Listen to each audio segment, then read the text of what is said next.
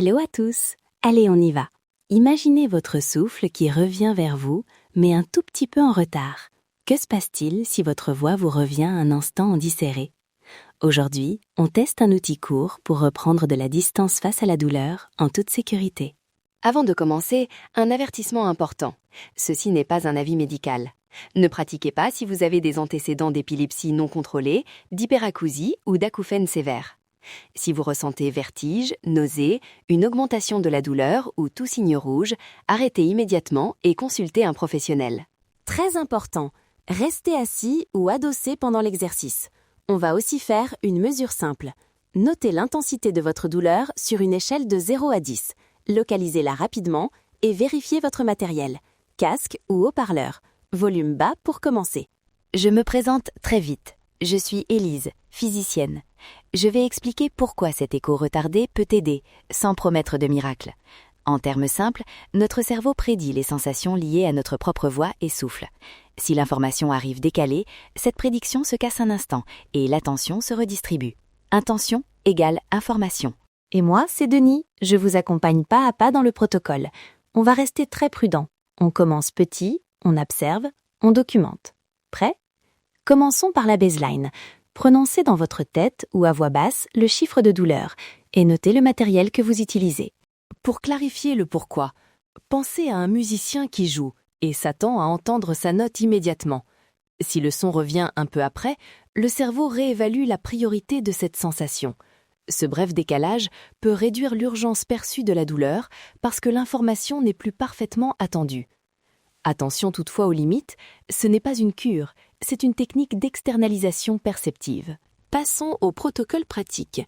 Matériel, un téléphone avec une appli simple d'écho retardé ou un enregistrement basique, ou encore 2 enceintes. Délai confayé, commencez à 0,5 secondes, puis 1 seconde, testez 2 secondes et jusqu'à 3 secondes si vous tolérez. Volume sûr, casque plus de 60 décibels, haut-parleur plus de 45 décibels. Commencez encore plus bas si vous êtes sensible. Cycle proposé. 60 à 90 secondes de respiration synchronisée. Vous inspirez, vous expirez et vous entendez votre souffle avec le délai choisi.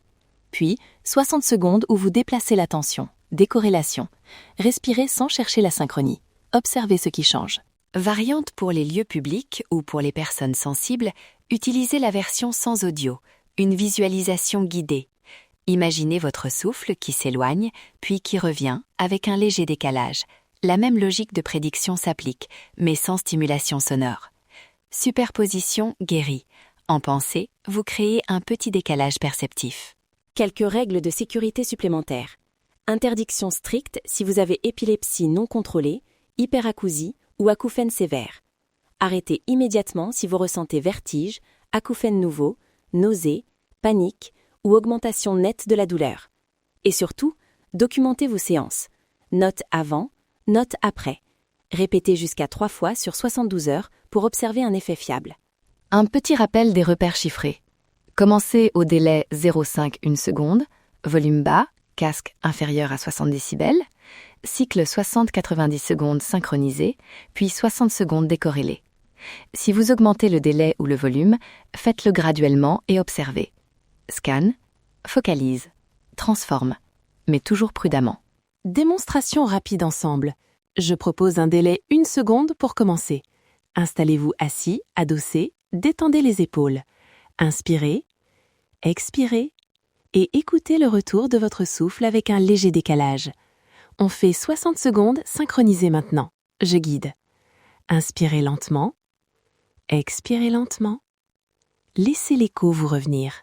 Maintenant, décoordonnez votre souffle de l'écho. Respirez, mais ne cherchez plus la synchronie. Observez quelles pensées, quelles sensations changent. Remarquez l'espace qui s'installe entre votre action et la perception. C'est exactement cette fenêtre d'espace perceptif qui peut diminuer l'urgence de la douleur. On revient doucement, bougez les doigts, ancrez-vous dans la chaise.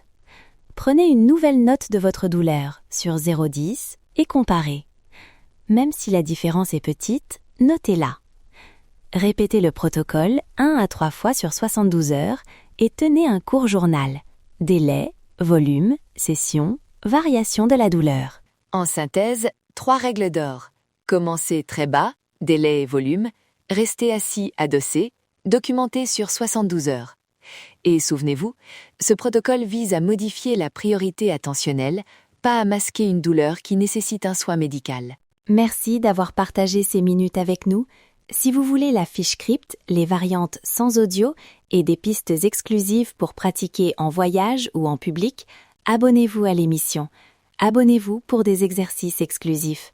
Allez, faites-moi un petit sourire avant de partir. Merci.